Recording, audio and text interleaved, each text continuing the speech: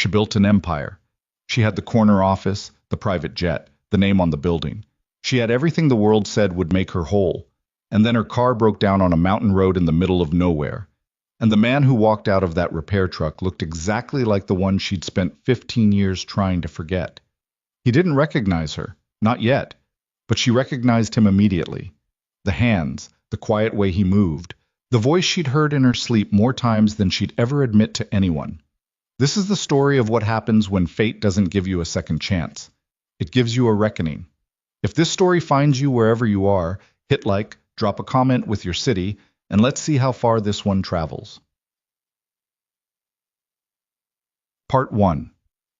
The morning Ryan Carter's life changed again started the same way every morning did, with burnt coffee, a missing left shoe, and his daughter's voice cutting through the house like a fire alarm. Dad, Dad, Dad! I hear you, Lil. You said that 3 minutes ago and you're still standing there. Ryan looked down at the mug in his hand. He had poured it, but apparently never moved after that. The kitchen window was fogged from the cold outside, the mountains barely visible through the gray of an early November sky, and he was just standing there, the way a man does when the morning gets ahead of him before he's properly in it. Shoes, Lily said, pointing at the floor near the door. I know where my shoes are. The left one's under the couch. It's been there since Tuesday.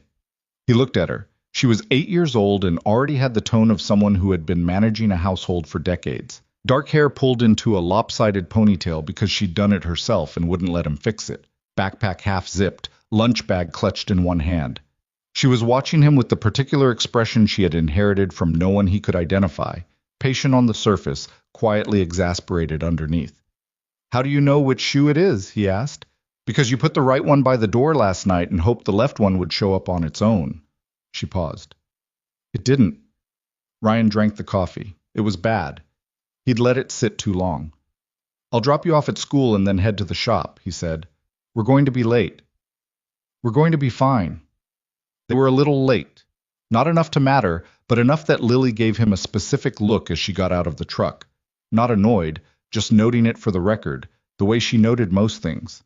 She was going to be terrifying at 25, he thought. He watched her walk through the school doors without looking back, because she never looked back once she was moving. And then he sat in the parking lot for a moment longer than necessary. 8 years. It still surprised him sometimes, the particular weight of being someone's only person. It wasn't bad weight. It wasn't the kind of thing he'd trade, but some mornings he felt it more than others. The specific responsibility of being the one who knew where the shoes were supposed to go and couldn't always manage to put them there. He pulled out of the lot and pointed the truck toward the shop. Carter's Auto and Repair sat at the edge of town on a road that fed into the highway, which fed into the mountain pass that connected Crestfall, Colorado, to everything else. It was not a glamorous location. It was a practical one. Trucks came down from the pass with busted axles and overheated engines and cracked windshields, and they needed somewhere to go. Ryan had been providing that somewhere for 6 years, since he'd bought the place from Hector Garza, who'd run it for 30 years before his knees gave out, and his daughter convinced him to move to Phoenix. The shop had 4 bays. Ryan ran 2 of them most days with his employee Marcus, who was 24 and could diagnose an engine by sound alone, but still couldn't show up before 8:15 regardless of what time his shift started. Marcus was pulling in as Ryan was unlocking the front gate. Traffic, Marcus said. There's no traffic in Crestfall, Ryan said. There was today. Where? Main and 4th. That's a stop sign. It was backed up. Ryan didn't bother responding to that. He rolled up the first bay door and let the cold morning air in, which was not comfortable but was necessary, and began going through the day's schedule. 3 oil changes, a brake job, a transmission inspection that was probably going to turn into a full replacement based on what the owner had described over the phone. It was a full day. Not an unusual one. By noon, they were ahead of schedule, which almost never happened. Marcus had knocked out both oil changes before lunch, Ryan had finished the brakes, and the transmission job was sitting in Bay 2 waiting for a parts confirmation. The sky outside had shifted from gray to a flat pale white, the kind that usually meant snow later, not immediately, the mountains deciding what they wanted to do. Ryan was eating a sandwich at his workbench when the call came in. Not a call, exactly. A roadside request. The kind that came through the county's informal network of local businesses, a system that had existed long before apps and had survived them because it was faster and the people on it actually answered. A woman, stranded on Route 9 about 12 miles up the pass, luxury vehicle, wouldn't start. Marcus had just left for lunch. Ryan looked at his half-eaten sandwich, looked at the schedule board, looked at the gray sky through the open bay door. He wrapped the sandwich back up and grabbed his keys. Route 9 cut through the mountains the way old roads do, not efficiently, but honestly, following the terrain rather than fighting it. In summer, it was the kind of drive people took photographs of. In November, it was serious and quiet, the aspens already stripped, the rock walls on either side dark with moisture, the occasional patch of old snow in the shadows where the sun never quite reached. He found the car about 11 miles up, pulled onto the narrow gravel shoulder, a black Range Rover, current model, the kind of clean that suggested it rarely left pavement. The hazard lights were blinking. He pulled up behind it and stepped out into the cold. The woman was standing beside the car rather than inside it, which struck him as odd given the temperature. She was wearing a long coat, the kind that looks expensive even from a distance, dark hair down around her shoulders, phone in her hand. She was looking at the screen when he approached, and then she looked up.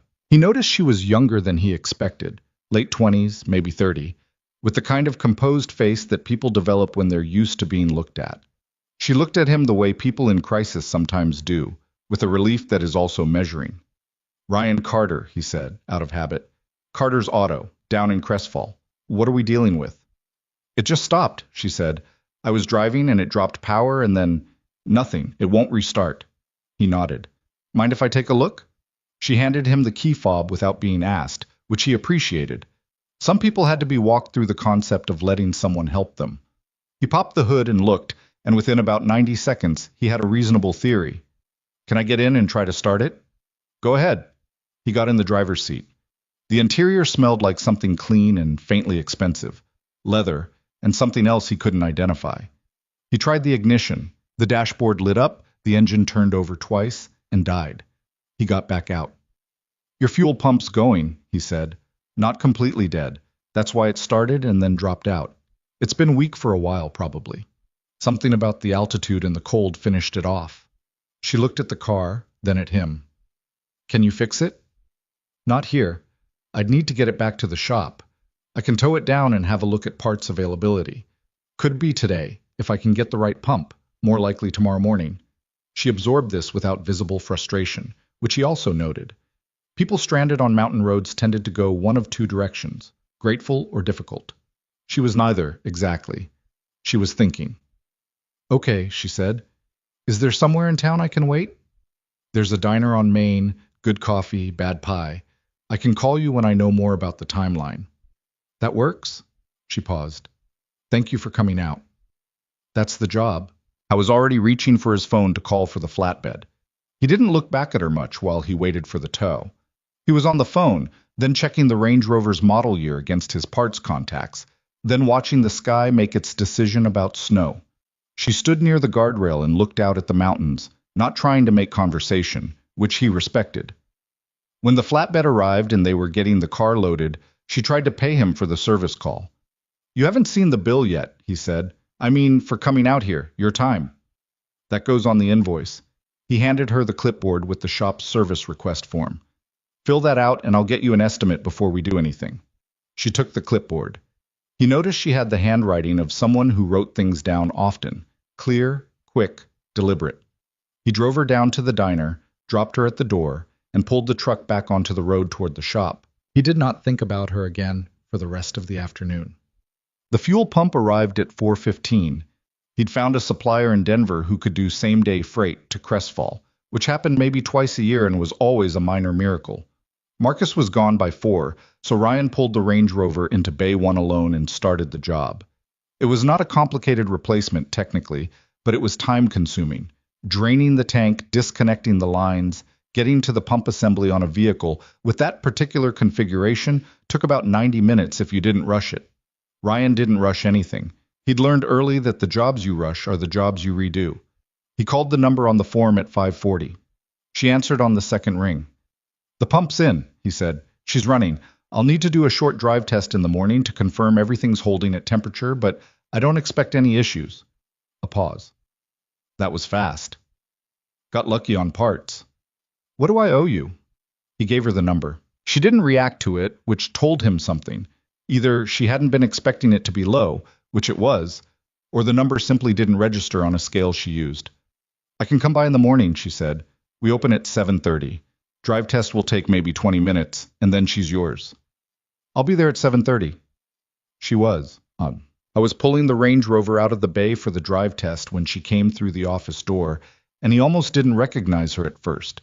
Not because she'd changed, but because she looked different in daylight and warmth than she had on the side of a mountain road in a heavy coat. Lighter, somehow. She was wearing a dark sweater and carrying a coffee cup that wasn't from the diner.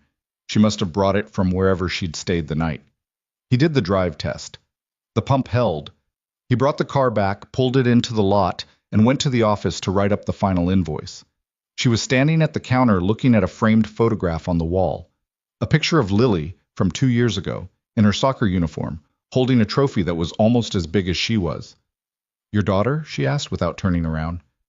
Yeah. She turned then. She looks like you. She'd argue that. Something moved across her face. It was fast, and he almost missed it. Not a smile, but adjacent to one, something more private. He slid the invoice across the counter. She looked at it, reached for her wallet. This is less than the estimate, she said. Pump cost came in under what I quoted. I don't charge for what I don't spend. She looked up at him. It was a direct look, longer than most people held eye contact with strangers, and for a second something about it was familiar in a way he couldn't locate. You're very honest, she said. It's not a virtue. It's just easier. She paid in cash, which was unusual enough that Marcus would have made a comment about it, had he been there, and Ryan walked her out to the car. Can I ask you something? She said when she'd opened the driver's door. Sure. Were you ever at Ridgeway University, around 15 years ago? He looked at her. The question landed in a strange way, slightly out of sequence with everything that had come before it. He felt the small, disorienting sensation of being asked something that comes from a conversation you didn't know you were in. Yeah, he said slowly. 2 years. Then I had to leave. Why? She was watching him with an expression he still couldn't categorize. There was something careful in it, something that had been waiting. I thought so, she said. I wasn't sure. Should I know you from there? A pause. She looked at him, and then she looked away at the mountains briefly, the way people do when they're deciding something. When she looked back, whatever had been careful in her expression was still there, but there was something else underneath it now. Probably not, she said. It was a long time ago. Thank you, Ryan, for everything. She got in the car. He stood in the lot and watched her pull out onto the road, and he stayed there a moment longer than made practical sense, trying to locate the thing that was nagging at him. He couldn't. He went back inside. The snow came that evening, the way the sky had been promising all day. Not a storm, just a steady, quiet accumulation that covered the shop lot by dark and made the town look like something from a photograph taken before everything got complicated. Ryan picked Lily up from her after-school program at 5:30. She was in an argument with her friend Danny about the rules of some game he didn't follow, and the argument carried through the truck ride home and into the house, and wasn't resolved by the time dinner was on the table. Danny's wrong, Lily said, sitting down. I don't know what she's wrong about, Ryan said. About the boundary rule. In? The floor game. With the tiles. You'll have to walk me through it. She did. He listened, asked questions that he hoped sounded like genuine engagement, and by the time they'd finished eating, the argument had been fully adjudicated in Lily's favor, at least from her perspective.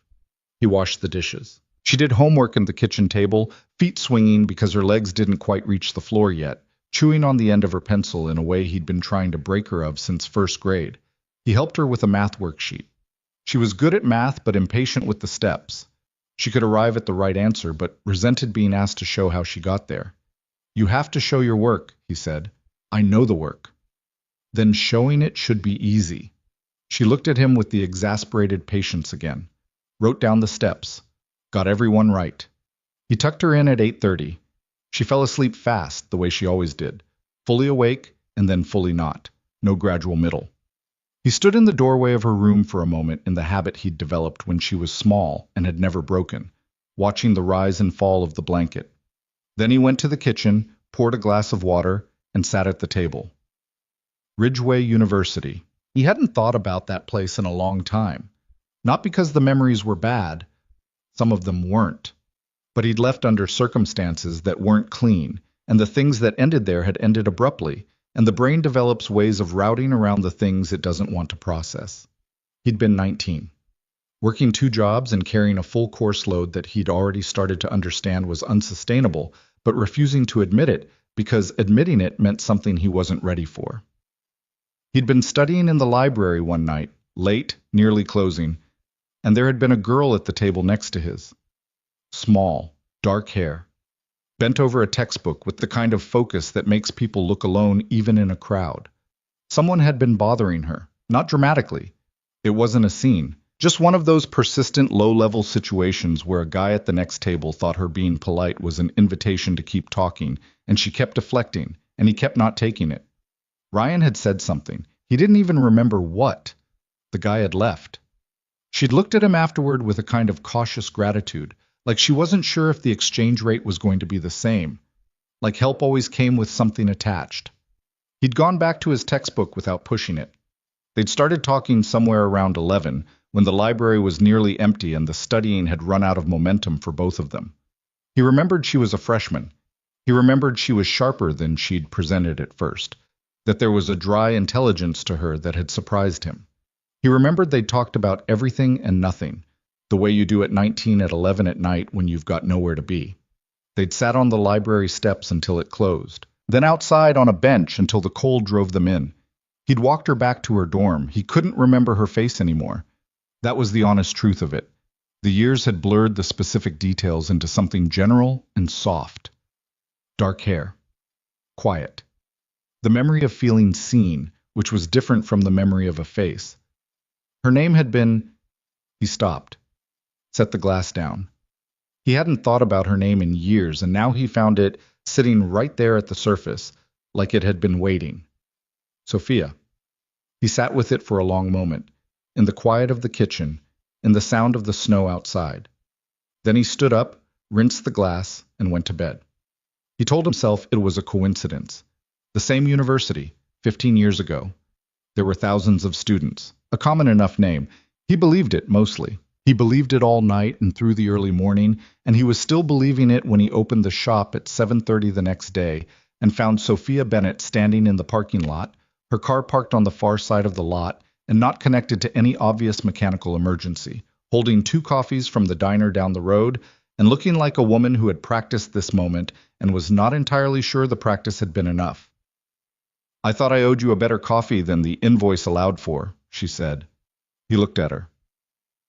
In the morning light, with the night snow bright on the ground and the mountains clear behind her, he looked at her properly for the first time. Not as a customer, not as a problem he'd been called to solve, but just as a person standing in his lot. And something in his chest did the thing it does when a name and a face come together after a long time apart. "Sophia," he said. Not a question, just the word, finding its shape after 15 years of not being used. She exhaled. "I wasn't sure you'd remember." "I wasn't either," he said, "until about midnight last night."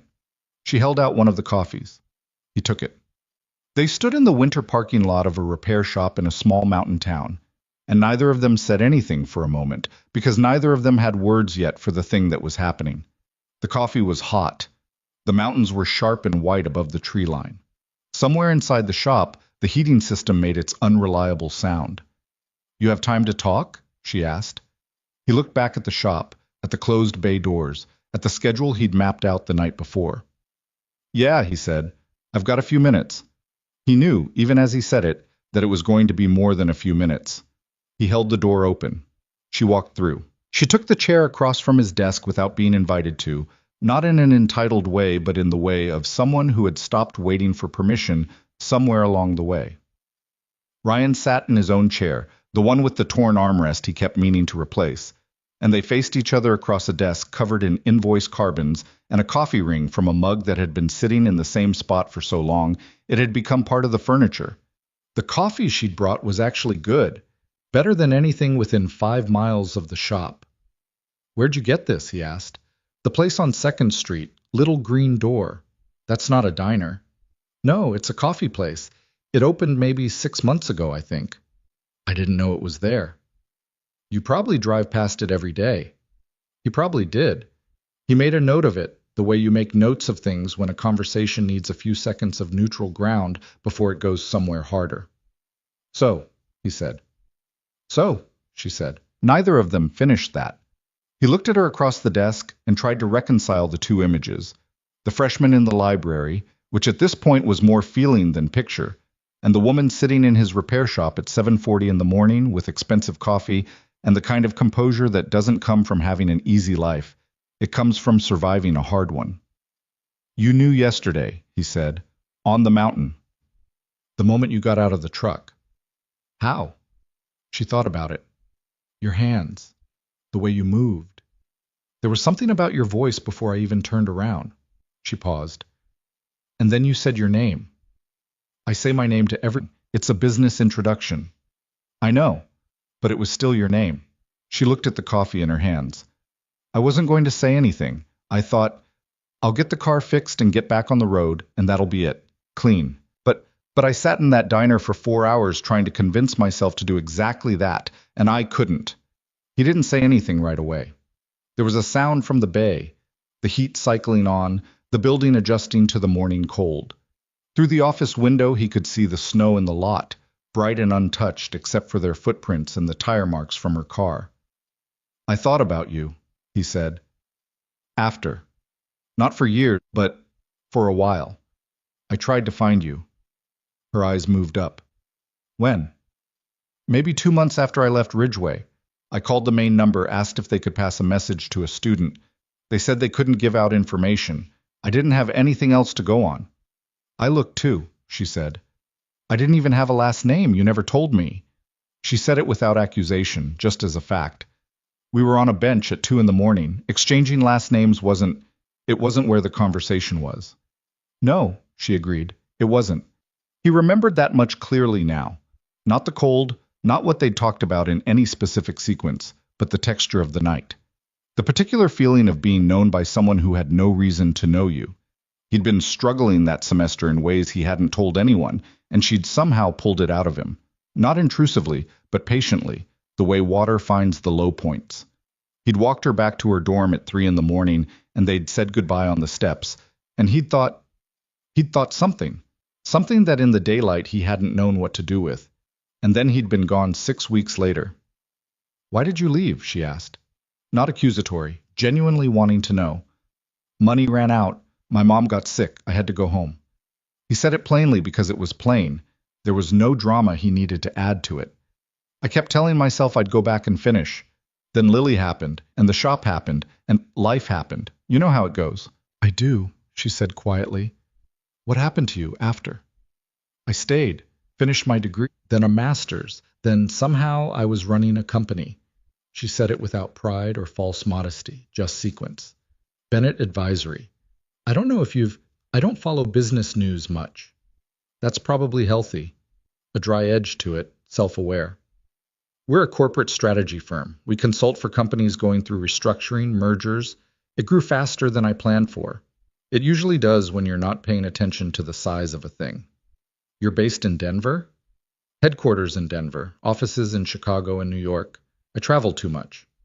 She said that last part like a confession she'd made before and wasn't sure she'd fixed. I was on my way back from a client up near Telluride. I don't usually take Route 9, but there was an accident on the main pass. Lucky detour, he said. She met his eyes. Yeah. He looked away first. He looked at the schedule board on the wall, the day laid out in dry erase marker. It was a way of locating himself. He was here. This was the shop. These were the things that needed doing. The conversation had the quality of altitude, slightly disorienting, making him feel a step behind his own thinking. I don't know what to do with this, he said, which was not something he usually said out loud to anyone, let alone someone he hadn't seen in 15 years. Neither do I, she said. But I figured not finding out was worse. What were you hoping for?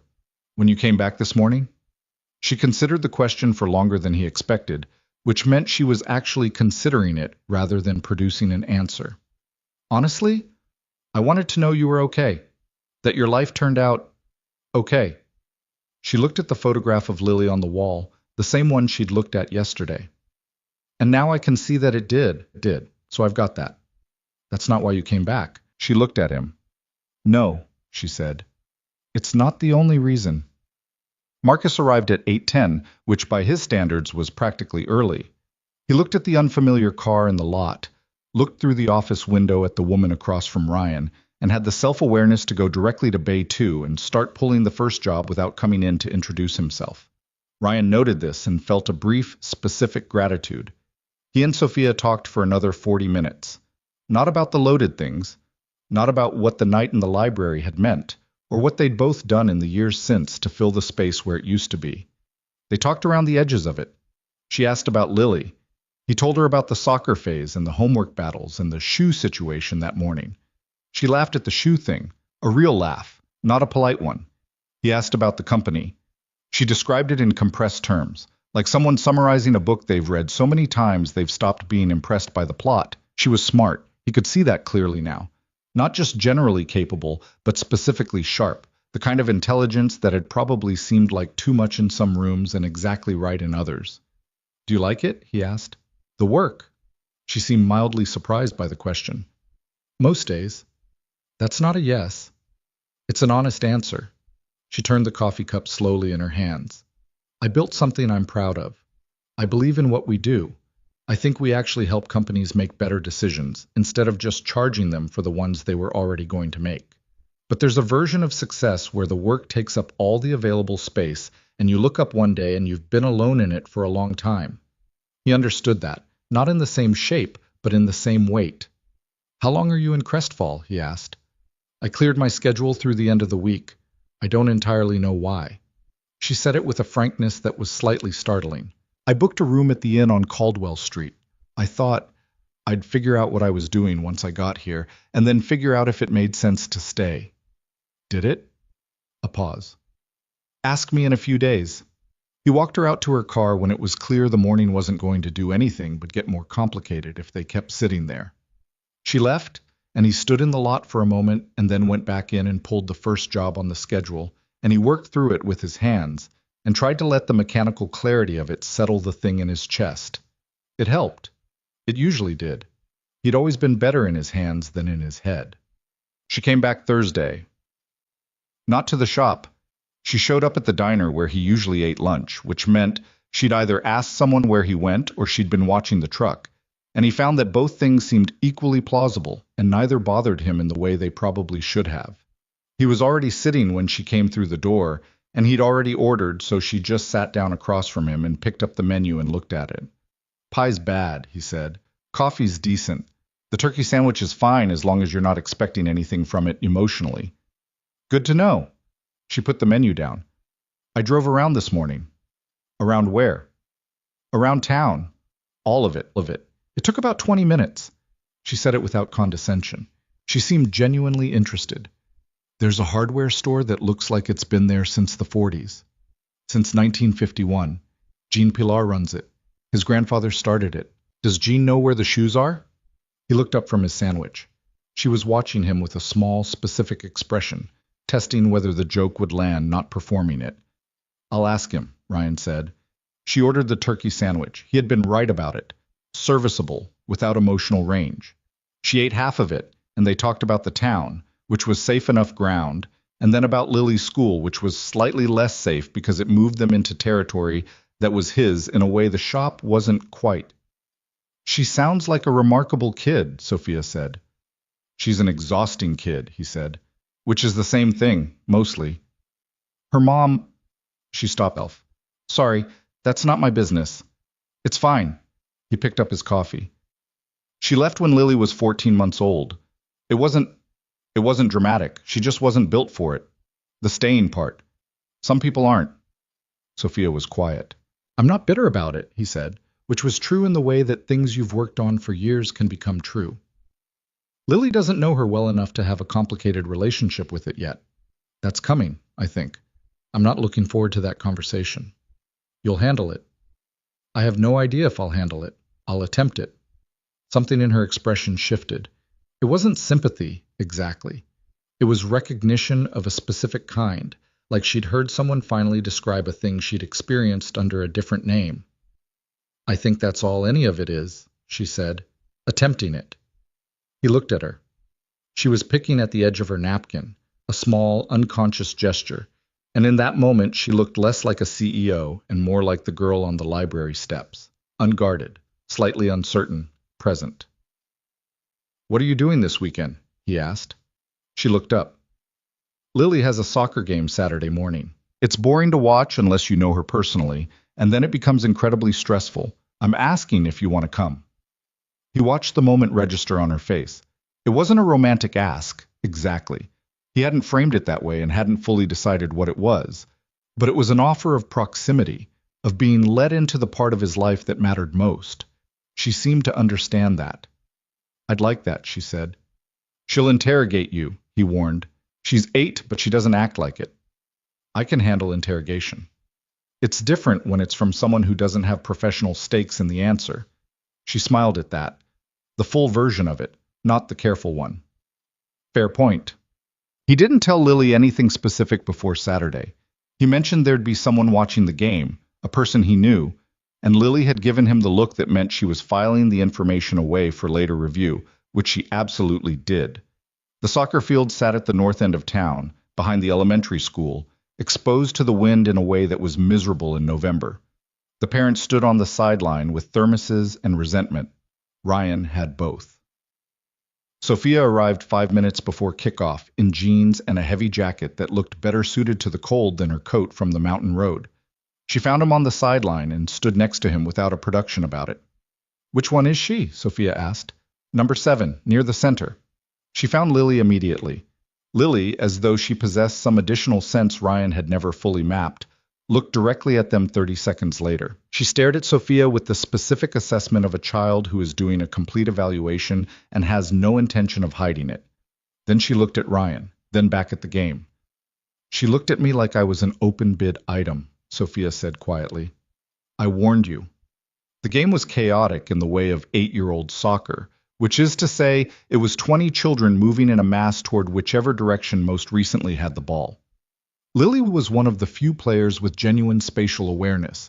She held her position more often than not and made crisp passes when she had the ball, which was not always appreciated by teammates who preferred a more personal relationship with the ball.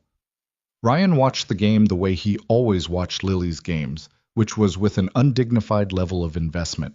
He said things under his breath. He shifted his weight. Sophia stood beside him and watched without saying much. But she was tracking the game, he could tell, following Lily specifically, not just the general chaos.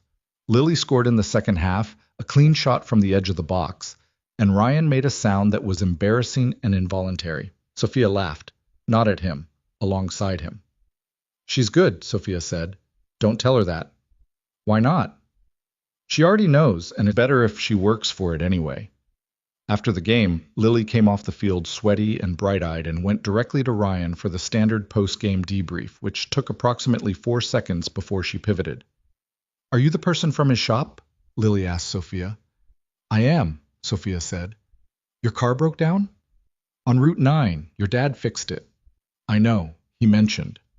Lily considered this. He doesn't usually invite people to games.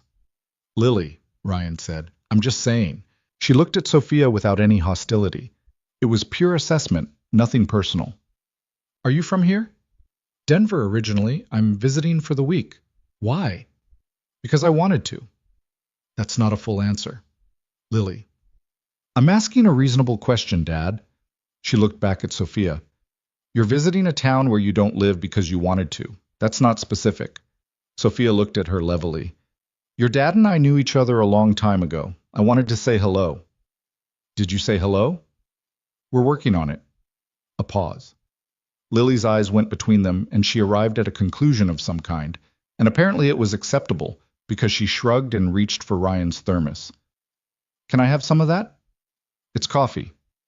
I know, I hate coffee. I want the warmth. He handed her the thermos. She held it in both hands and looked at Sophia with a more settled expression. Are you eating with us after the game?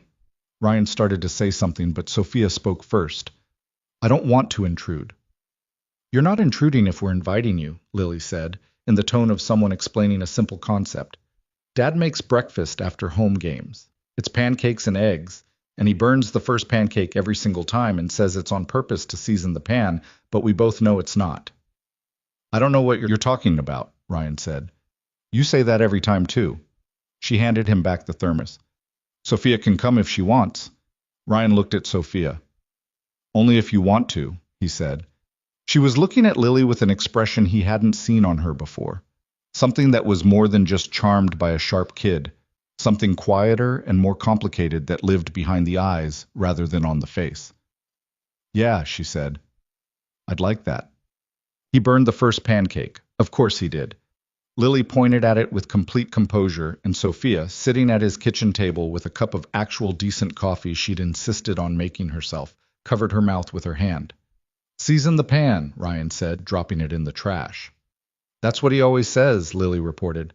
I was kidding. You never sound like you're kidding when you say it. The kitchen was crowded with 3 people in it, though it wasn't a small kitchen. It was just a kitchen designed for 2.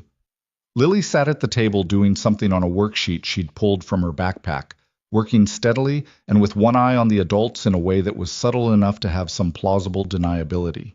Ryan made pancakes and eggs. Sophia offered to help and he gave her toast duties, which she took seriously. The small domestic choreography of moving around each other in the kitchen without collision, adjusting, passing, making room, had an ease to it that Ryan noticed and wasn't sure what to do with. They ate. Lily asked Sophia questions about Denver, about her company, about whether she could see the mountains from her office window. Sophia answered all of it with the same directness she'd given on the sideline. Not condescending, not performing for a child, just talking to her the way you'd talk to someone you were actually trying to know. Do you like mountains? Lily asked. I grew up in Denver, so I've always been around them, but I don't spend enough time actually in them. We hike, Lily said, in summer. Dad's bad at it. I'm not bad at it. You complained about your knees the whole second half of the trail last time. That's not complaining. That's communicating relevant physical information. Lily looked at Sophia. He complained. I believe you, Sophia said. Ryan watched the 2 of them settle into the rhythm of a conversation that didn't need him in it, and he ate his eggs and felt something he didn't have a clean word for, a kind of warmth that was also slightly terrifying, the way things are when you realize you've been cold for a long time. And warmth is exposing all the places you'd stopped feeling. He washed up after, and Lily drifted toward the living room, and Sophia brought her plate to the counter and stood beside him at the sink for a moment. She's something, Sophia said quietly. She's everything, he said, without looking up from the dishes. She didn't respond to that, and when he finally looked over, she was looking out the kitchen window at the snow-covered yard, at the soccer ball half buried near the fence, at the plastic sled propped against the side of the house. There was something in her face that he recognized from the diner, from the sideline, that quiet interior reckoning of a person doing the math on a life they didn't expect to find themselves looking at. He didn't ask about it. He thought she might tell him eventually, on her own terms, and he understood how that worked, giving information when you'd found a place where it was safe to put it down. She left an hour later. Lily was on the couch with a book, and barely looked up when Ryan walked Sophia to her car, which was Lily's way of saying she didn't need to monitor the situation anymore. It meant something, from her. In the driveway, Sophia turned up her collar against the cold. Thank you, she said. For Saturday? For the pancakes. One of them was salvageable, he said. All of them were fine. A pause. Can I ask you something? You've been asking me things for 4 days. Different question. She looked at him. When you talked to her. About me coming to the game. What did you tell her? Nothing specific. But you told her something. He looked at the snow in the driveway. I told her someone I knew was going to be watching. Someone you knew, she repeated, turning it over. It's accurate. She nodded slowly. It wasn't disappointment on her face. It was something more patient than that. Something that understood the smallness of that description while also knowing exactly why it was all he was prepared to offer yet. I'll see you, she said. She got in the car. He stood in the driveway and watched the taillights disappear down the road. The cold came in from the mountains, sharp and clean, and he stood in it a moment longer than made sense, The way you stay somewhere when leaving it would mean acknowledging something you're not quite ready to name. When he went back inside, Lily was looking at him over the top of her book. "She's nice," she said. "Yeah." She looked at our house like she was looking at something she missed. She paused. "Not in a weird way. In a real way." Ryan sat on the arm of the couch. "When did you become this person?" "I've always been this person," Lily said, and went back to her book. He didn't argue with that. She was, he thought, almost certainly right. She extended her stay through the following week without making a formal announcement about it. Ryan found out the way he found out most things about her, indirectly, in passing, when she mentioned something she'd seen in town that morning, and he did the math and realized she should have already been back in Denver by then. "I thought you were leaving Sunday," he said. "I moved some things around." "How many things?" "Enough." She didn't elaborate, and he didn't push it, but something in his chest registered the information the way it registers a change in temperature, quietly, involuntarily. She had settled into Crestfall with a competence that surprised him. She wasn't the kind of person who dissolved into a new environment or pretended to be someone she wasn't to fit it. She was still unmistakably herself, the composed executive who answered emails at 6 in the morning and spoke in complete sentences under pressure, but she moved through the town with a genuine interest that wasn't performance. She knew Jean Pilar's name by Tuesday. She found the coffee place on 2nd Street had a back corner with good light and made it her de facto office. She learned which roads iced over first in the morning and adjusted accordingly. He saw her most days. Not always intentionally. Crestfall was small enough that the same roads went past the same places, and the diner was the diner, and twice he'd pulled up to the coffee place for the first time in his life, and she'd already been there. He told himself that these were coincidences, and they partly were, and partly weren't. Lily asked about her on Wednesday after school, with the careful neutrality of a child trying not to reveal the size of her investment. "Is Sophia coming to anything else?" "I don't know. Why?" "I'm just asking." "You're asking pretty specifically." "I ask about everything specifically. That's just how I am." He couldn't argue with that. He texted Sophia that evening, the first time he'd texted rather than called, which was a small calibration he noted, and asked if she wanted to come for dinner on Friday. "Not a thing. Just dinner." She replied in less than a minute, which was faster than most texts he sent got answered, and said yes. He didn't examine why he was pleased by the speed of it. Friday dinner was pasta, which he could make without thinking about it, which was useful because he was thinking about other things. Lily set the table with a seriousness that indicated she understood the occasion was not entirely casual, though she didn't comment on it. She'd set 3 places, which meant she'd already done the math. Sophia arrived with a bottle of sparkling cider, which she handed to Ryan at the door. "I didn't know if you drank wine," she said. "I drink wine." "I didn't want to assume." "The cider's fine." Lily appeared at his shoulder immediately. "What is that?" "Sparkling cider," Sophia said. "If you want some." "I've never had it." "It tastes like apples had a formal occasion." Lily considered this. "Okay." Dinner was good, or at least Ryan thought so. The pasta was right, and the conversation didn't work too hard. Sophia asked Lily about school, and Lily answered with her usual blend of precision and editorial opinion. She was currently at war with a reading assignment she considered condescending, which she explained in some detail. Sophia listened and then, to Ryan's quiet interest, didn't try to redirect her toward a more accepting attitude. She asked what specifically was condescending about it. Lily explained. Sophia nodded. "You're not wrong," Sophia said. Lily looked pleased in the way of someone who expected to be managed and wasn't. "Everyone else says I should just do the assignment." "You should still do the assignment, but you're not wrong that it talks down to kids." "Then why do the assignment?" "Because sometimes you do things you disagree with because refusing has costs, and you have to decide if the cost is worth it. This one probably isn't." A pause. "Also, your teacher gives you the grade." Lily thought this over. "That's pragmatic." "Most useful things are." Ryan watched his daughter processing this from across the table and felt the specific sensation of seeing someone he loved being known by someone else in a way that was accurate and respectful, and how that lands differently than approval. After dinner, Lily helped clear the plates with unusual efficiency. She was motivated, Ryan understood, to move the evening along to whatever she'd decided came next. She put on a movie in the living room, a thing she'd apparently selected in advance, and positioned herself in the armchair in a way that left the couch available for the two adults, and then affected complete absorption in the screen. Sophia sat on one end of the couch. Ryan sat on the other. There was a gap between them that was neither close nor pointed. The movie was animated, something with animals and a journey, and Lily had seen it 3 times and was watching it as though it were new. Somewhere in the second act, Ryan became aware that Sophia was not watching the movie. She was watching Lily, the particular way Lily's face moved through the story, unguarded in the way she never quite was in conversation. And Sophia's expression in that moment was the one he'd been trying to name since the kitchen window, since the soccer sideline. He had a name for it now. It was longing. Not for Lily specifically, but for what Lily represented. The unreserved living of a life that hadn't yet learned to be afraid of wanting things.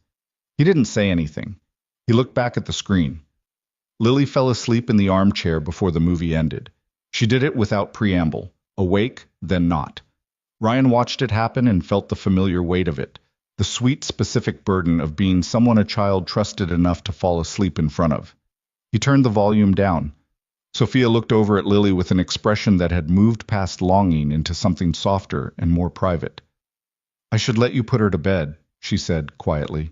"She's fine where she is for now. She won't wake up until I move her." He leaned back against the couch cushions. "You okay?" She looked at him. The question had surprised her. He could see. Yeah, she paused. "I'm not used to evenings like this." "Like what?" "This." She gestured vaguely at the room. "Just this." He waited. "I have dinners," she said. "I go to dinners constantly. They're usually good ones, restaurants where the lighting is designed and the conversation is intentional, and everyone at the table has something they're trying to accomplish by being there." She looked at Lily, asleep in the chair. "I haven't sat in someone's living room and watched a movie in I don't know how long." "That's not a thing I'd expect you to miss." "Neither would I." She was quiet for a moment. "It turns out there are a lot of things I didn't know I was missing until I stopped moving fast enough to not notice them."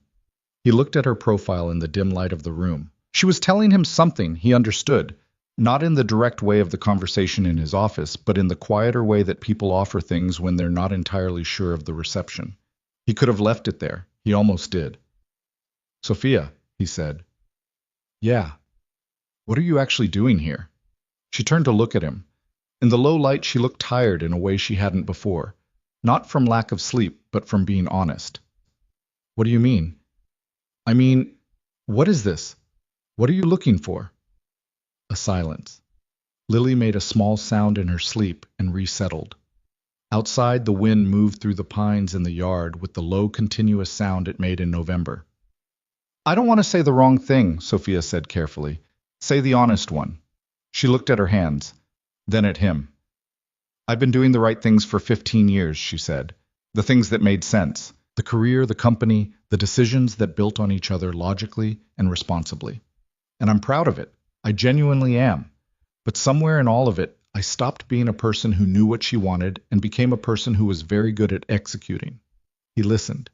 "And then I ended up on the side of a mountain road and you got out of that truck, and I spent 20 minutes watching you work, just work, quietly, on a problem. And I felt something I hadn't felt in a long time." She stopped.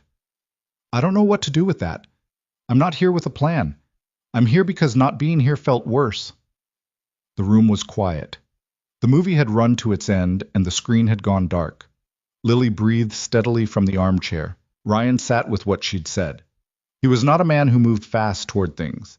He'd learned that about himself the hard way, the way life teaches you your own patterns by making you repeat them until you recognize them. "I like spending time with you," he said finally. It was not everything, but it was true, and he'd decided some time ago that true was what he had to offer. "I like whatever this is. I'm not going to pretend I don't." She looked at him. There was relief in it, and something else.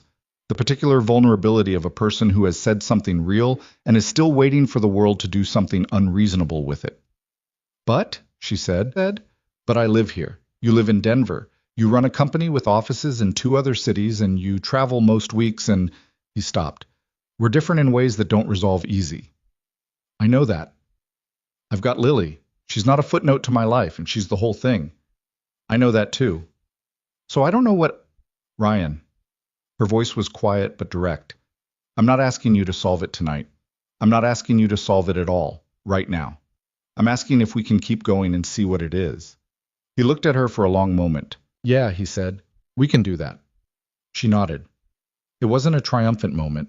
It was a small, serious one, the kind that matters more precisely because nothing about it was performed. He carried Lily to bed at 10:30. She woke up just enough to murmur something incoherent and pull the blanket up, and he stood in her doorway the way he always did, and then went back to the living room. Sophia had her coat on and was standing near the door. I'll walk you out, he said. The night was cold and clear, the kind of November sky that delivers stars without mercy. They stood on the porch for a moment, not filling the silence. Friday was good, she said. It was, he agreed. She went down the steps to her car. At the door she paused and looked back up at him. Can I ask you one more thing? You usually do. The girl from the library. What did you think of her, back then?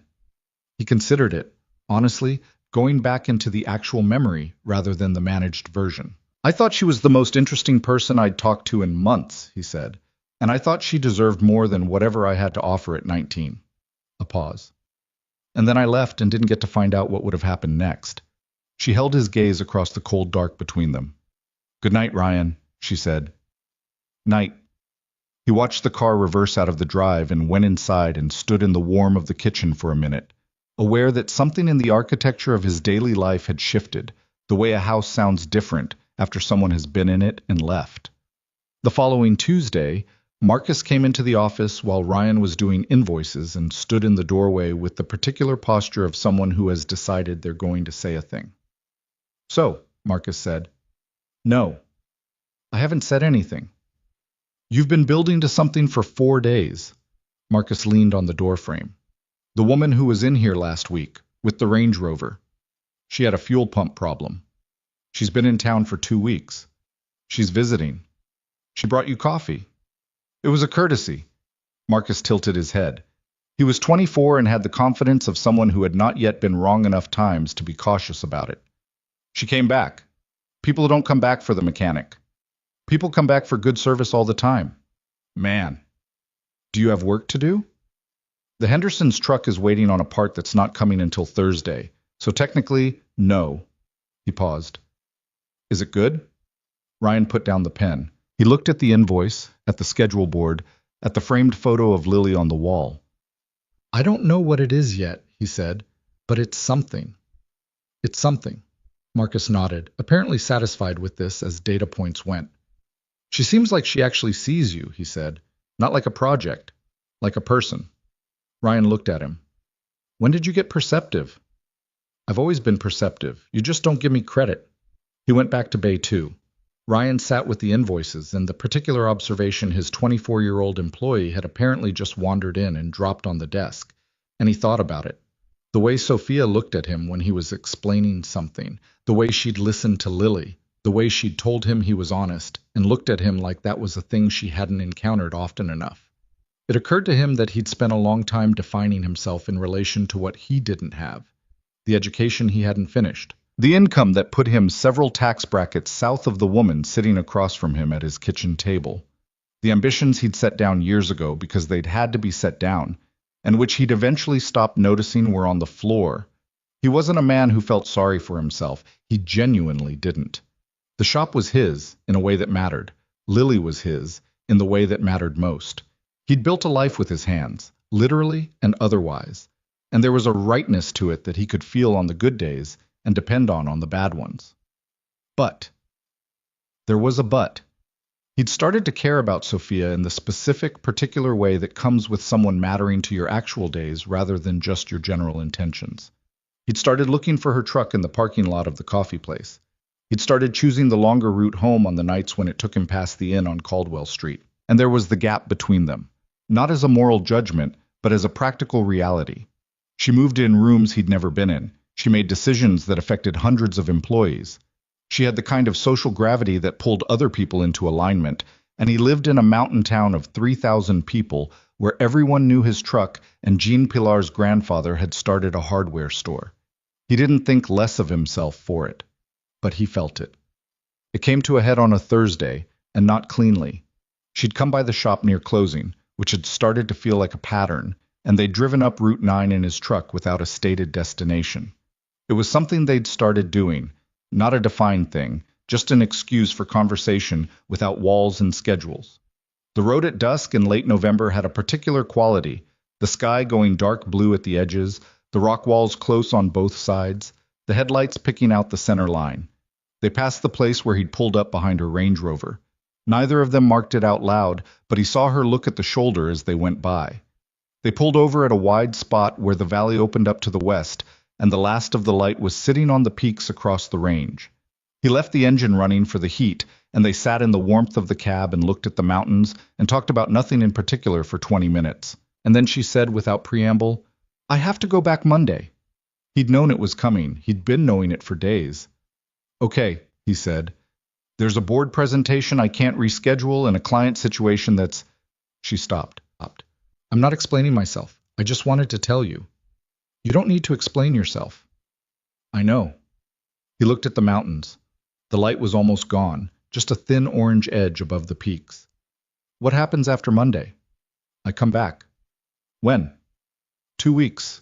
Maybe 3. A pause. "I know what you're going to say." "What am I going to say?" "That it's not sustainable. That I live in Denver and I travel half the year and you have a shop and a daughter and a life that's here, specifically here, and this, whatever this is, doesn't survive math like that." He didn't say anything. "And you're not wrong," she said. "The math is what it is." She turned to look at him. "But you also told me that you walked that girl back to her dorm and thought something and then didn't get to find out what it was. And I've been the other side of that for 15 years. So I'm not willing to let the math answer the question before we actually try. You're asking me to try something that's got real obstacles." "Yes." "Lily's in that calculation. If this goes somewhere and then it doesn't, that matters to her. That's not just my risk." "I know." Her voice was steady. "I'm not asking you to expose her to something uncertain. I'm asking you to let me earn it. Slowly. Correctly." She held his gaze. "I'm asking you to not decide it's impossible before we find out if it is." The last light left the peaks. The cab was warm and the dark outside was complete, just the headlights and the white of the road. He'd been afraid of this, he understood. Not of her. Not of Sophia specifically, but of the wanting. Of allowing something to matter that had 100 ways to end badly. He'd gotten good, over the years, at not starting things he couldn't finish, at being practical, at measuring his reach against the length of his arms. "I've been alone for a long time," he said. He didn't mean it as a sad thing. It came out as information, something factual about the landscape of his life. "I know," she said. "Not just since Lily's mom, before. I was alone even when I was at Ridgeway. That's part of what that night in the library was." "I know," she said again, softer. "And it was fine. I'm not asking for sympathy about it, but I got used to the way it felt. And now you've been in my house and in my diner and at my daughter's soccer game, and you've been in my life in a way that's going to leave a shape when it's gone." She didn't answer immediately. When she did, her voice was careful but not cautious. "I'm not going to tell you I have all of this figured out," she said, "because I don't. I don't know exactly what the shape of it is, but I know that I have been very successful at building things I was proud of and very bad at building a life that had this." She stopped. "I'm not going to ruin it with a metaphor. I just mean what you have. The kitchen, the burned pancake, Lily falling asleep in the chair." She looked at him. "That's real. Real. I want something real." Outside, the wind moved through the pines along the road. He looked at his hands on the steering wheel. They were the hands she'd recognized from 100 yards away on a mountain road. Hands that had been working since he was 17, that had built things and fixed things, that had held his daughter in a hospital at 3 in the morning when she was small and sick, and the world felt like it was down to just the two of them. He wasn't going to talk himself out of this. He knew that now. "Okay," he said. "Okay, you believe me, or okay, I'm not deciding it's impossible." He looked at her. "That's all I've got right now. Don't ask me for more than that." Something moved through her expression. Not happiness exactly, but relief at the depth of the word. like she'd been holding her breath since Tuesday and hadn't admitted it. "That's enough," she said. He turned the truck around. The drive back down the mountain was quiet, but it was a different quiet than the drive up. Not the quiet of things unsaid, but the quiet of things that had been said and were now sitting between them, breathing. He dropped her at the inn on Caldwell Street. She got out and stood at the truck window. 2 weeks, she said. Call before you come back, he said. Lily wants to take you hiking, she decided. When did she decide that? Last Wednesday. She told me Thursday. I was waiting for the right moment to bring it up. Sophia laughed, the real one, the open one. Tell her I'll bring the right shoes. She'll want to inspect them. I expect nothing less. He drove home. Lily was at the kitchen table with homework, feet swinging, pencil in her mouth. He stood in the kitchen and watched her for a moment before she noticed him. How was the drive? She asked, without looking up. Fine. How's Sophia? She's going back Monday. Lily looked up then. Something moved across her face, not alarm, but the careful assessment of new information. Is she coming back? She asked. 2 weeks. Maybe 3. His daughter looked at him for a long moment with those clear eyes that saw more than she was supposed to. Good, she said, and went back to her homework. He put the kettle on. Outside, the mountains were dark and close, and the town was quiet in the way it got after 8, and somewhere on Caldwell Street a light was on in a room at the inn, and he didn't check to see it. He didn't have to. He knew it was there. She came back in 17 days. Not 2 weeks, not 3. He knew because he'd stopped counting at 14 and then found himself counting again at 15, which told him something he didn't need to examine too closely. She texted Saturday morning. Denver wrapped early. Driving up tomorrow if that works. He typed back works and set the phone face down on the workbench and went back to the brake job in Bay 1. Marcus found the phone an hour later when he was looking for a wrench. He didn't say anything. He just set it right side up on the bench where Ryan could see the screen and went back to his bay, and Ryan heard him whistling something under his breath that he chose to ignore. She arrived Sunday afternoon. I was in the yard raking the last of the leaves that had come down in the storm the week before. A job he'd been putting off because November had better things to do than offer good weather for yard work, but the leaves had started to mat against the fence in a way that would make spring worse, and he had the kind of brain that stacks deferred maintenance problems into a pile until one of them wins. Lily was on the porch with her book. She saw Sophia's car before he did, because she was elevated and facing the road. She didn't say anything. She just looked at Ryan with the quiet notification of someone who has been waiting and is choosing not to make a production of being right. Sophia got out of the car. She was dressed for the mountains this time. Actual boots, a jacket that meant business, her hair back. She looked at the yard, at the rake, at the pile of wet leaves, and at Ryan standing in the middle of it. I was going to bring coffee, she said, but I thought I'd wait until I knew if you actually wanted me here. You texted me that you were coming. I texted that I was coming if it worked. I said it worked. In one word. I'm efficient. She looked at him for a second and then she laughed, and it broke the small tension the way it always did when they'd been apart long enough to forget the register of each other. He walked over and took the bag from her shoulder without asking, and she let him, which was its own small thing. Lily had come off the porch. She stood at the edge of the yard and looked at Sophia with the complete assessment, and then she said, Did you bring the right shoes?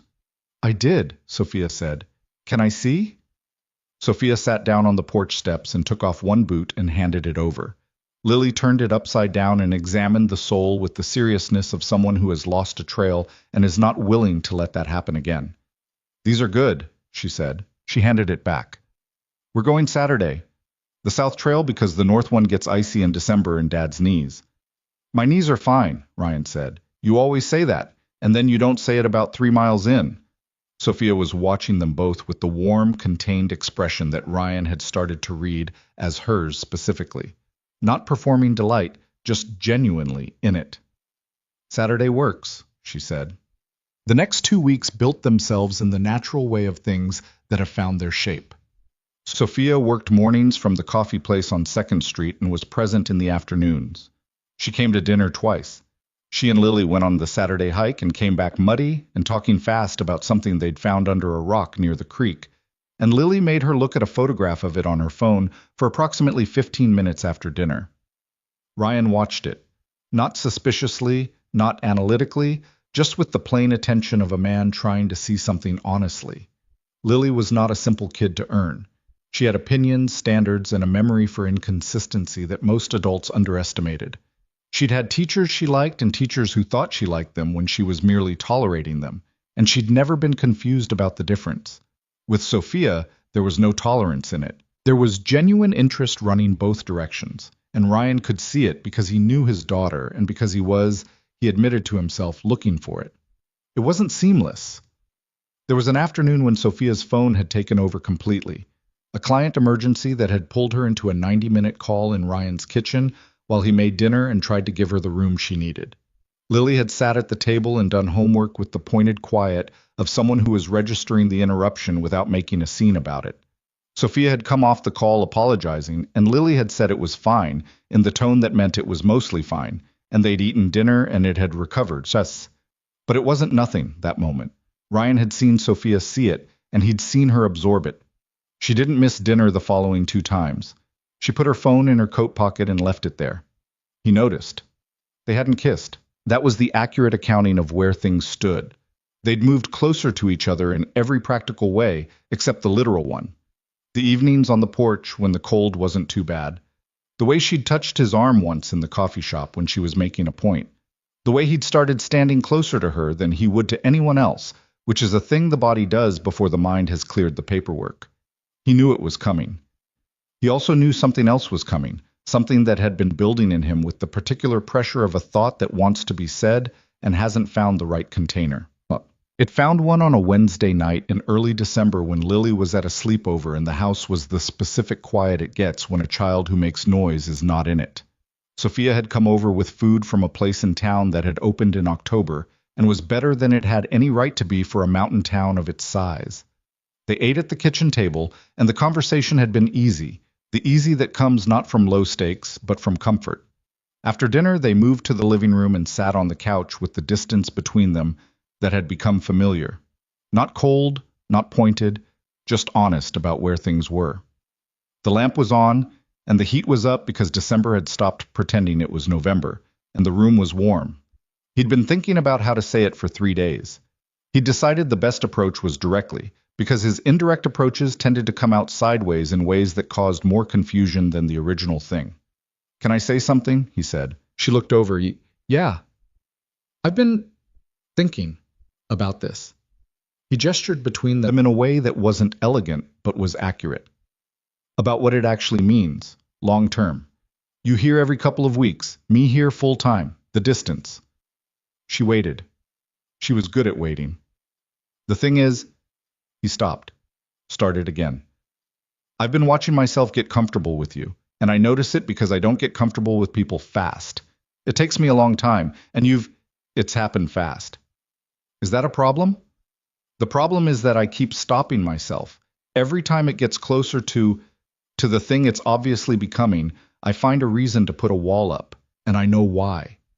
He looked at the lamp, at the floor, at his hands. "Because you're going to go back to Denver, and your company, and your real life, and I'm going to be here, and I don't—" He stopped again, pushed through it. "I don't know how to be the smaller version of something. I don't know how to be the thing a person does on weekends when they're in the mountains." She was very still. "That came out wrong," he said. "No," she said. "It didn't." Her voice was measured. "I've been waiting for this. For me to say something stupid? For you to say the thing you've been not saying for 3 weeks." She turned to face him more directly on the couch. "You think I'm going to make you small. I think the size difference in what we have is real. I fix cars, you run a company. Those are job descriptions. There are also tax brackets and time zones and every practical thing that makes a relationship work or not work. I know that. Do you? Because when you're here, it feels like the distance doesn't exist. But it does exist, and I have a daughter who has already started looking for you when you're not here, and I am not—" His voice caught on something. He steadied it. "I am not in a position to let her get attached to something that doesn't hold." The room was quiet. Outside, the wind moved through the yard. "Is that what you think this is?" Sophia asked. "Something that won't hold?" "I don't know what to think. That's the honest answer." "Then let me give you a different one." She set down her glass. She spoke carefully, not in the way of someone choosing words to be diplomatic, but in the way of someone who wants to get it right because it matters. I have spent 15 years being good at the thing I was good at. I have an office on the 14th floor and my name on a website and a team that depends on me, and I worked for every piece of it, and I am proud of it, and it has been... She stopped. What? It has been the loneliest kind of success, she said. The kind where you achieve the thing and you look around for someone to tell and there's no one there. She held his gaze. Not because I'm not capable of having people, but because I kept choosing the company over everything else and telling myself the everything else would come later and later kept not arriving. He listened. I'm not looking for a weekend thing, she said. I'm not here to make you small. I'm here because you are the most grounded person I have ever been around, and when I'm with you, I feel like a person instead of a function. And I'm trying... Her voice thinned slightly, and she steadied it. I am actively trying to restructure my life so that this can be a real thing. I'm not asking you to take that on faith indefinitely, but I'm asking you to believe I'm serious about it. What does restructuring look like? My COO has been ready to take more of the day-to-day for 2 years. I've been holding on to things I don't need to hold. I've been building systems that are supposed to make me less necessary operationally and then not letting them run. She paused. I'm 40% of the way through a plan that would let me work remotely most weeks, with 2 days in Denver every other week for in-person things that genuinely need me. He stared at her. How long have you been working on that? Since about the second Friday I had dinner in your kitchen. A silence that had a different quality than the ones before. He sat in it. You didn't tell me, he said. I didn't want to tell you until I knew it was actually possible. I wasn't going to say I'm rearranging my whole professional life and then find out the architecture didn't hold. Does it hold? My lawyer says yes. My COO is... She's been asking me to do this for 2 years, so she's not exactly heartbroken. The logistics are complicated, but they're solvable. A pause. The part I couldn't solve in a spreadsheet was whether you actually wanted this.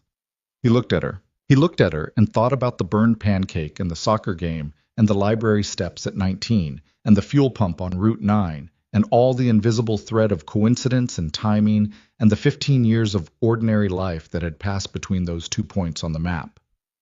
I want this, he said. Not with performance, just the plain truth of it. She exhaled. Something in her shoulders let go of something they'd been holding, and he reached over and closed the distance that had been between them on the couch since November, and he kissed her in the warm, lamp-lit living room of the house where his daughter slept on ordinary nights. Not urgently, not dramatically, but with the specific weight of something that had been true for a long time, and was only now being said out loud. She kissed him back with the same weight. Her hand came up to his jaw and stayed there. When they pulled back, she kept her forehead against his for a moment, eyes closed, and he felt the warmth of her breath and the realness of her being there, physically there. Not 2 weeks away, or one state over, or somewhere at the other end of a phone. Just there. Took us long enough, she said. 15 years, he said. I wasn't counting. Yes, you were. She laughed against his cheek. He told Marcus Thursday morning, not in detail, not with explanation. He just said it moved forward, and Marcus said good with a nod that carried no surprise whatsoever, and they went back to the work on the bench. He told Lily that night. Not the kiss specifically, she was 8, but the shape of it. That he and Sophia were going to be together, that Sophia was going to be around more, that things were going to look different than they had before. Lily listened to this with her feet up on the kitchen chair and her pencil tapping the table. Is she moving here? She asked. Not right away, but more. A lot more. Is she going to sleep over? He paused. We'll figure that out over time. Lily considered this with the serious calculation of a person organizing new information into existing structure. Will she want to come to my games? I think you'd have to ask her. I'll ask her Saturday. She tapped the pencil. Is she your girlfriend now? That's a word. It's the word. Are you trying to use a different one? No, he said. That's the word. Lily nodded as though approving a report. Okay, she said, and went back to the homework. He stood in the kitchen doorway and watched her and thought about how much of his life had been built one practical morning at a time. Not from inspiration, not from clarity, but from the simple forward motion of a person who kept getting up and feeding someone breakfast and opening the bay doors and doing the thing in front of him. and how sometimes, if you just kept going, something found you. The difficulty came from a direction he hadn't been watching. It was the second week of December, on a Tuesday, and he'd known something was off with Sophia for 2 days before she said it. She had the quality of a person managing something internally, still present, still warm, but with a thin layer of preoccupation that he'd learned to read because it was the opposite of her usual quality of attention. He didn't push it, he waited. She came to the shop on Tuesday evening at closing time, which was unusual. She typically texted before dropping by. She came in while he was locking the bay doors and stood in the lot with her coat pulled around her and her hands in her pockets. "Can we talk?" she said. "Yeah." They went into the office. He sat on the edge of the desk and she stood near the window, and he waited. "I had a call today," she said. "From Marcus Chen." He didn't know the name. He said so. "He's a senior partner at Alcott Capital. They've been circling the company for about 8 months, trying to get us to come to the table about an acquisition." She paused. "They came back with a formal offer today." And it's a significant number. It would mean I was out of the company. Not immediately. They'd want a transition, 18 months probably, but out. And they'd absorb the team and the clients and the methodology into their portfolio. She looked at the window, at the dark outside. "My COO thinks I should take it. My lawyer thinks I should take it. The number it's beyond anything I imagined when I started." Ryan watched her. "And the problem is," she said, "that if I take it, the restructuring plan changes entirely. I wouldn't be remote because I'd be in the transition, and then after the transition I'd be done. Out." She finally looked at him. "And if I don't take it, I keep the company, I execute the remote plan, and I'm here, but I turn down the kind of offer that most people spend a career trying to reach." He was quiet for a moment. "What do you want to do?" he asked. "That's the problem. I don't know." She pressed her back against the window frame. 6 months ago, it would have been automatic. I would have said no because I built that company, and it's mine, and an acquisition is not an exit, it's an ending. And now? Now I keep thinking about what I told you, about holding on to things I don't need to hold. She shook her head. "And I can't tell if that means let go, or if I'm just using you as an excuse to make a financial decision I've already decided." "You're not using me as anything," he said carefully. "I might be. I might be telling myself a story about love and presence and what matters, and the actual truth might be that I'm tired and I want someone to tell me it's okay to take the money and stop." He looked at her for a long moment. "I'm not going to tell you what to do," he said. "I know that. I'm also not going to tell you that it doesn't matter what you decide, because what you decide affects your life, which is now connected to mine, which means it affects mine." He said it plainly, not as pressure. "But I need you to make this decision for you, not for the relationship, not for me. What if what I want is to be here? What if that is the actual answer when I clear everything else out? Then that's the answer, but make sure it is, because you're going to live with it either way, and I'm not going to be responsible for you resenting this town in 5 years because you turned down a life-changing offer to be someone's girlfriend in the mountains." She flinched at that. He didn't apologize for it. "That was direct," she said. "You've told me you respect the direct ones." She looked at him with an expression that had several things in it simultaneously: irritation and recognition, and something that was, under all of it, relief. "I hate this," she said. "I know." "I don't hate you." "I know that too." She stood in the office for a moment, and then she walked over and sat in the chair across from his desk. The same chair she'd sat in on the first morning, the morning with the good coffee, the morning he'd finally said her name. She looked at her hands. "Can I stay for a while?" she said. "I don't want to go back to the inn and make this decision tonight." "Stay for dinner," he said. "We'll argue about something low stakes. Lily'll adjudicate." She looked up. The expression on her face was so unguarded in that moment, so genuinely tired and so genuinely grateful for the smallness of what he'd offered, that he felt it land in his chest like something true. "Okay," she said. He called Lily to say they were stopping for food. Lily answered with the particular brightness in her voice that appeared when Sophia was part of the plan, and had been appearing consistently enough now that Ryan had stopped noting it as a surprise and had started noting it as a fact. They stopped at the place on 2nd Street that did actual dinners on weekday evenings. They ate in a booth near the window with the town quiet and dark outside. And Lily told Sophia about a book she'd finished, and Sophia listened with both elbows on the table, leaning in, and the conversation went sideways into territory. Ryan stopped following and didn't need to follow. He watched them across the booth and thought about the decision waiting in Denver, about the offer and the math and the life that would come from one answer versus the other. He thought about all the ways this could go wrong and all the ways it had already gone right. He didn't know how it would resolve. He didn't know which version of the future was on the other side of Sophia's decision, or what the shape of his life would look like 1 year from now versus 5. What he knew was what was in front of him: the warm booth, the familiar voice of his daughter, the woman across the table who had driven up a mountain road 17 days early because she hadn't wanted to wait. That was enough to go on. It was more than he'd had before. He picked up his coffee. Outside, the December dark pressed against the window glass, and the mountains were somewhere in it, enormous and indifferent and permanent, the way they always were, waiting for the people below them to figure out what they were doing. She made the decision on a Thursday morning, alone, in the back corner of the coffee place on 2nd Street, with her laptop open and her phone face down and a cup of coffee she'd let go cold. Ryan didn't find out the details until that evening. He found out she'd made a decision because she texted him at 11:15. "Can I come by tonight? Not an emergency. Just have something to tell you." And he'd replied, "Come for dinner," and spent the rest of the workday not thinking about it, with the particular focus of a man who is absolutely thinking about something. She came at 6. Lily was already at the table. They ate first, spaghetti, not pasta, which is a distinction Lily considered important. And Sophia was quieter than usual, though not cold.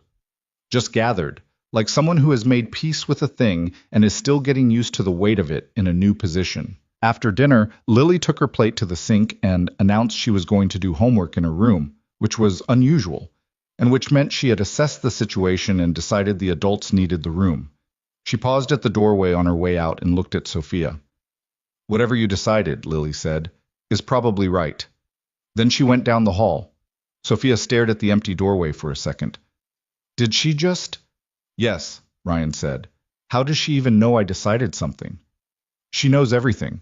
I stopped trying to understand the mechanism." Sophia looked at the table, at her hands, and then at him. "I turned it down," she said. He waited.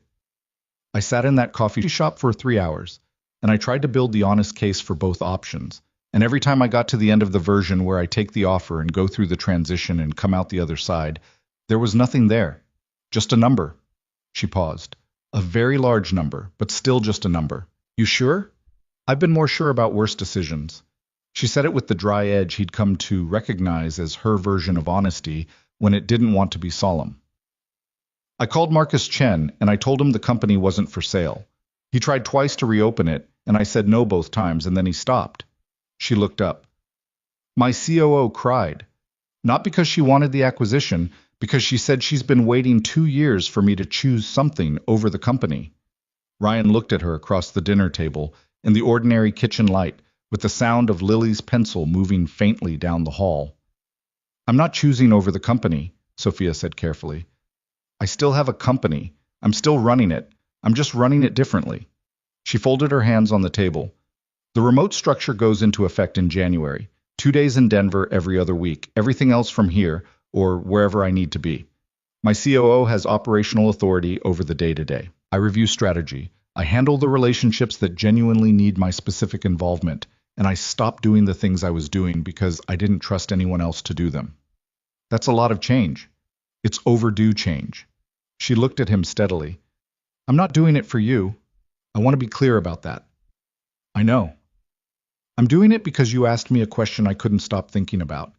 You said you didn't know how to be the smaller version of something, and I realized I'd been making everything small, everything except the company, for 15 years. I'm just correcting the proportion." He was quiet for a moment. Outside, December had gone full dark by 6 o'clock, the mountains invisible, the town lit in the particular low way of a cold night. "Do you need somewhere to stay?" he said. "When you're here." She looked at him. "I'm not—" He stopped, recalibrated. "The inn is fine for visits. But if you're going to be here most of the time, that's different. I'm not saying move in. I'm saying—" He ran a hand through his hair. "I don't know what I'm saying." You're saying it doesn't make sense for me to pay for a room indefinitely in a town where you have a house. I'm saying that somewhat more awkwardly, yes. She looked at the kitchen, at the counters, at the window above the sink where the dark outside made a mirror. He watched her take in the room the way she had on that first morning, but different now. Not with the longing of someone looking at something that belongs to someone else, but with the specific attention of a person who is measuring herself against a space and asking if the fit is right. There's a property on Caldwell, she said, about 3 blocks from the inn. I drove past it last week. It's got a small office space on the ground floor, and the listing said it's residential above. He knew the one. Pale blue. Had been empty since the Whitmores moved to Tucson in October. You looked up a listing, he said. I looked up a few listings. How many is a few? 4. Sophia. I'm a planner. I can't help it. She didn't look defensive. She looked like herself. I'm not moving into your house. We're not there. But if I'm going to be in Crest Falls substantially, I want a place that's mine, where I can work properly, where I can be a person in this town instead of a guest. He understood that, more than she probably knew. The pale blue one on Caldwell is a good building, he said. Jean Pilar would know who owns it. I know who owns it. I called the number on the listing. He looked at her. When? Tuesday. Before I'd made the decision, I was operating under the assumption that if I turned down the offer, I'd need somewhere to land. She paused. And if I took it, I'd need to figure out a different set of problems. So you had a plan either way. I always have a plan either way. It's a character flaw.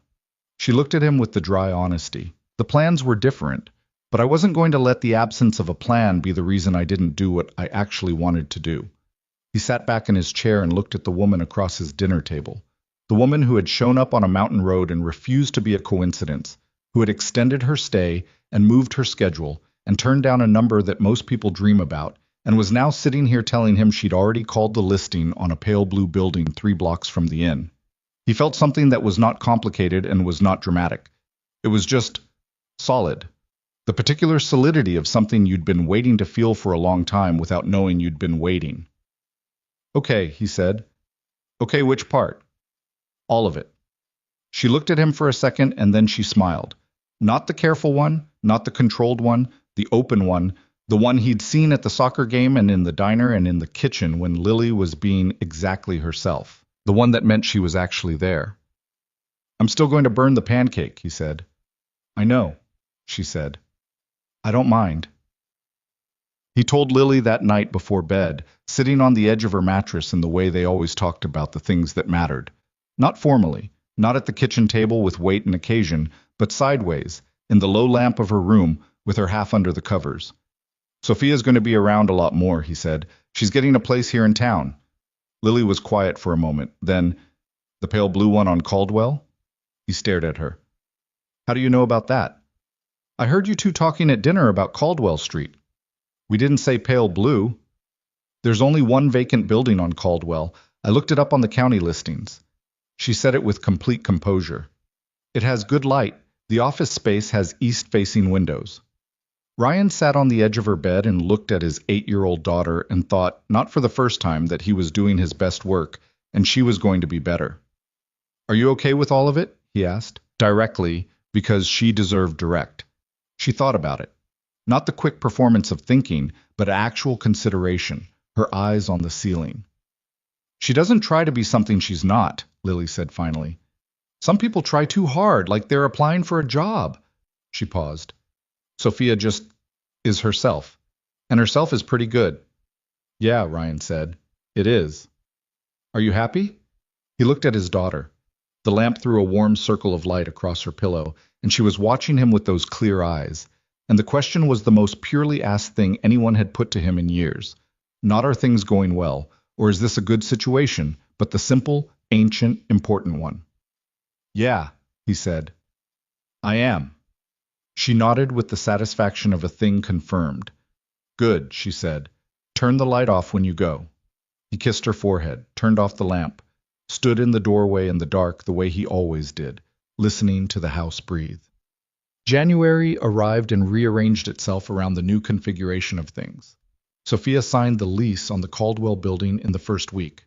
It took 2 weeks to get the internet infrastructure adequate for regular remote work, during which time she worked from Ryan's kitchen table with a focused intensity that Lily found either impressive or alarming depending on the day. There were calls that ran over and conference bridge connections that dropped, and one afternoon where a contract dispute escalated in a way that put Sophia in back-to-back calls from 8 in the morning until almost 4, and Ryan made lunch and set it at the corner of the table without interrupting, and she ate it one-handed while talking and gave him a look over the phone that said, "I know, I owe you one," with precision. It wasn't seamless. It was a real life being reconfigured, and real lives don't reconfigure without friction. There was a week in February when the Denver office had a personnel crisis that pulled Sophia back 2 days earlier than planned, and the disruption landed on a week where Ryan had already been dealing with a supplier problem and a sick Marcus, and a Lily who had a school project due and needed help with parts he'd forgotten he'd once learned. He and Sophia had a terse exchange over the phone about the schedule that wasn't really about the schedule, and they both knew it, and they worked through it badly and then better, the way people do when they're learning the specific grammar of each other's pressure. He called her back that night. "I was short with you," he said. "You were," she said. "I was too. Mine was first. We don't have to keep score." "I'm not keeping score, I'm just acknowledging it." A pause.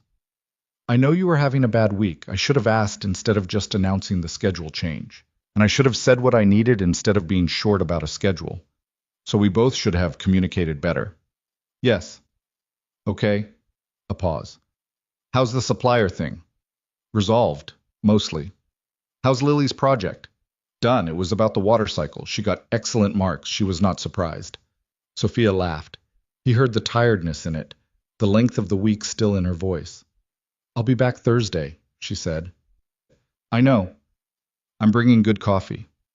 "I know that too." He went to bed and lay in the dark thinking about how love in practice is so different from love in the idea. How the idea is all mountain views and converging paths and found things. And the practice is terse phone calls about schedules and learning where the friction is and deciding, again, that the friction is not the point.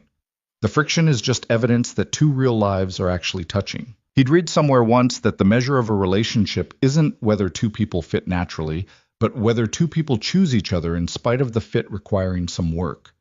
He wasn't sure he'd believed it at the time. He believed it now. Spring came to Crestfall, the way it always did. Not with a date on a calendar, but with a quality of light, a certain angle of sun on the mountain snow that told you the balance had shifted, even when the temperature hadn't caught up yet.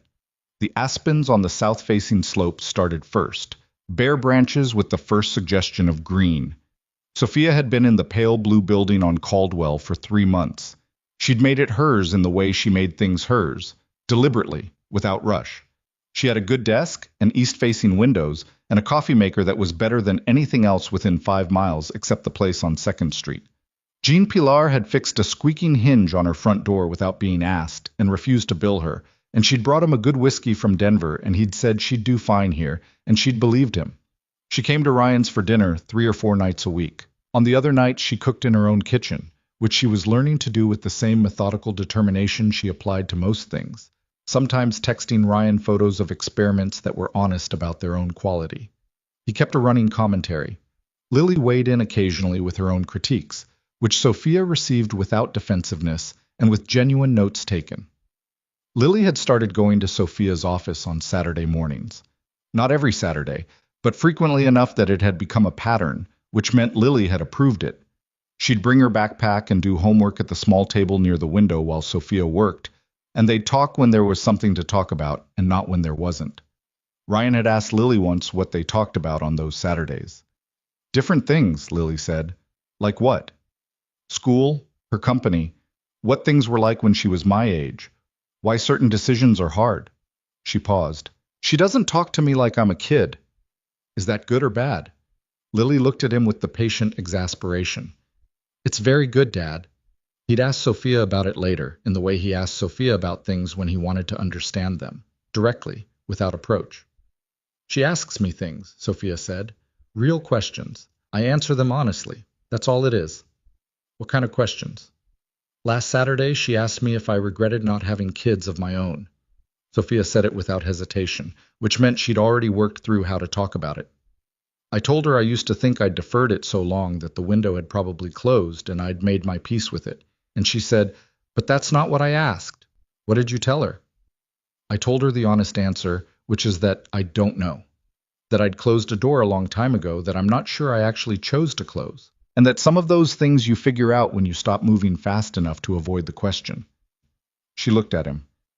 She said okay and went back to her homework. And? And about 20 minutes later she said, "For what it's worth, you're pretty good at it." Just like that, while she was reading. Didn't look up. Ryan sat with that. "She's something," he said. "She's you," Sophia said. The better articulated version. But April brought soccer season back.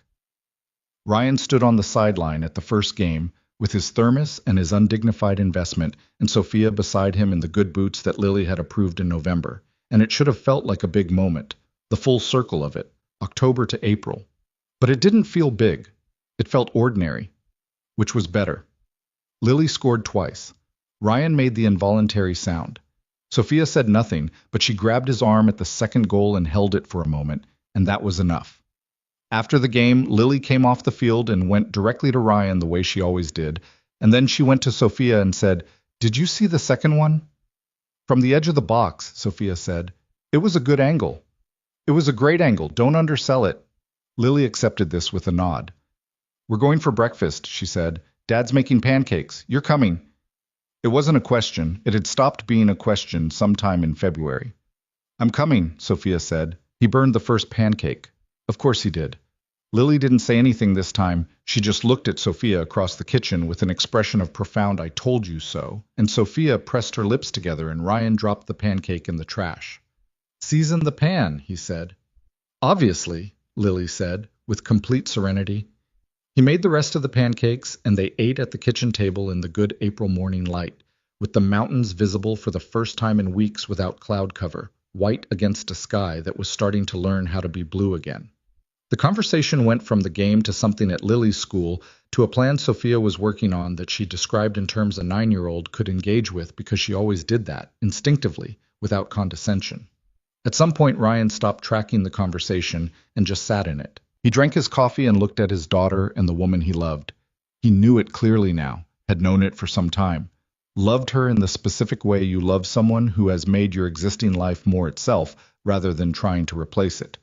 And he thought about the particular improbability of where he was sitting. He'd been 19 on a library bench. He'd been tired and broke and trying to finish something he hadn't been able to finish. And a girl had sat next to him and they'd talked until the building closed. And then life had been what life was, long and specific, and not particularly interested in narrative convenience. 15 years of mornings, 15 years of getting Lily's shoes and burning the first pancake and fixing the things that were broken and being the one constant in a small life that was constantly growing.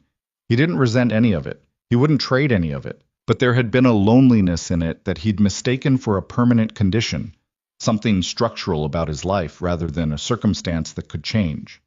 And then a car broke down on Route 9. He thought about that now with a clarity that wasn't mystical and wasn't romantic, just plain. The sheer ordinariness of how things arrive. Not with signals and significance and the feeling of fate descending, just a fuel pump failing at altitude on a November afternoon, just a man driving 12 miles up a mountain because his employee was at lunch. Just a woman who recognized the way someone moved and made a decision to stay. That's how it happens. That's always how it happens. Not like the movies, which give you orchestral swells and the right lighting. More like a Tuesday. More like a car on the side of a road. More like a shoe under a couch that's been there since last Tuesday, and someone who knows exactly where it is. It was late May when he said it out loud. They were on the porch after dinner, the kind of warm Colorado evening that justifies everything about May. Lily was inside doing something, the sound of it muffled by the screen door. The mountains were going pink and then purple the way they do in the long evening of late spring, and it was the kind of light that makes people say things they've been holding. "I love you," he said. Not in the middle of a moment, not with setup or approach, just sitting in the porch chairs looking at the mountains. And it came out the way true things come out when you've been carrying them long enough, simply, without performance.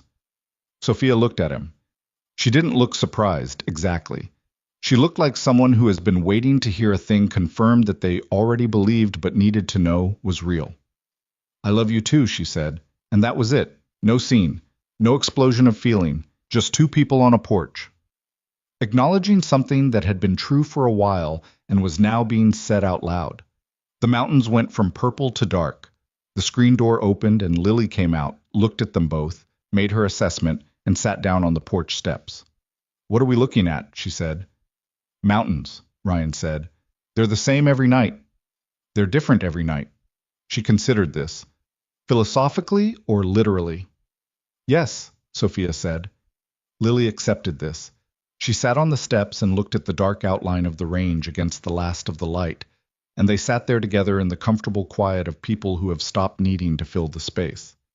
After a while, Lily said, Can we go up the North Trail next time? My knees are fine. Your knees aren't the concern, Ryan said. Your knees aren't as bad as you think. I think they're fine, that's why it's bad. Sophia, Lily said, tell him. His knees are probably fine, Sophia said. I have no data either way. You're supposed to back me up, Lily said. I back up what I can verify. Lily looked at the mountains with the expression of a person who has been outvoted on technical grounds. Fine, she said. But we're going to the North Trail eventually. Eventually, Ryan said.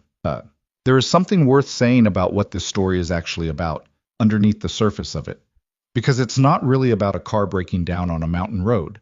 And it's not really about two people who were young together finding each other again. Those are the events. The story is about something smaller and harder to name. It's about what happens when you've been practical for so long you forget what it felt like to want something for its own sake. When you've built a life around responsibility and survival and showing up for the people who need you, and you've done it well, and you're proud of it, and there's still a room somewhere in you that's been dark for years because you stopped expecting it to get any light. Ryan Carter spent 15 years being exactly what his daughter needed him to be. He did it without martyrdom, without resentment, without the kind of self-pity that would have made him smaller. He just did the work, every morning, and put one thing after another, and that is not a lesser kind of life. It is actually the harder kind, the one that requires more than inspiration ever does. But in doing it, he'd drawn a circle around himself that had become its own limitation. He decided that certain things were not for him, not because he'd thought it through, but because the daily practice of not having them had started to feel like choice. Sophia Bennett had done something adjacent and opposite. She'd chosen ambition so thoroughly that she'd outsourced the rest of her life to future her, the version of herself that would eventually slow down and want things. She'd built something real. She'd earned what she had. But she'd been the person at the center of a company and not the person at the center of a life. And those are different places to stand. Neither of them had done anything wrong. That's the thing that gets lost in stories about people who find love after loss. The suggestion that they were somehow failing before. They weren't. They were living, imperfectly, as people do.